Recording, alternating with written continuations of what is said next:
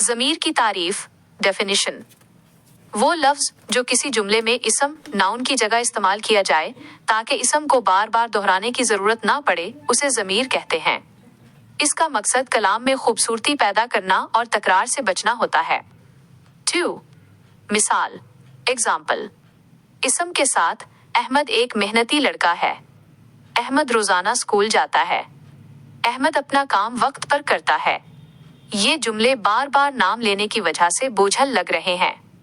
ضمیر کے ساتھ احمد ایک محنتی لڑکا ہے۔ وہ روزانہ اسکول جاتا ہے۔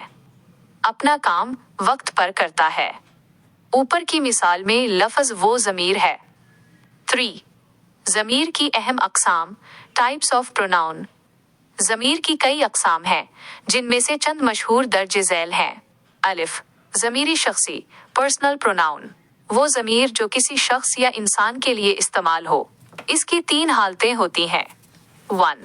متکلم فرسٹ پرسن بات کرنے والا مثلاً میں ہم۔ 2. حاضر مخاطب سیکنڈ پرسن جس سے بات کی جائے مثلاً تو تم آپ۔ 3. غائب تھرڈ پرسن جس کے بارے میں بات کی جائے لیکن وہ موجود نہ ہو مثلاً وہ سب۔ بے ضمیری اشارہ ڈیمونسٹریٹو پروناؤن وہ ضمیر جو کسی چیز شخص یا جگہ کی طرف اشارہ کرنے کے لیے استعمال ہو۔ اشارہ قریب یہ مثلاً یہ میری کتاب ہے۔ اشارہ بعید وہ مثلاً وہ کس کا گھر ہے۔ جیم ضمیری استفہام انٹروگیٹو پروناؤن وہ ضمیر جو کوئی سوال پوچھنے کے لیے استعمال ہو۔ مثالیں کون کیا کس کب کیسے مثلاً دروازے پر کون ہے۔ دال ضمیر موصول ریلیٹو پروناؤن وہ ضمیر جب تک اس کے ساتھ کوئی دوسرا جملہ نہ ملایا جائے وہ پورے معنی نہیں دیتا۔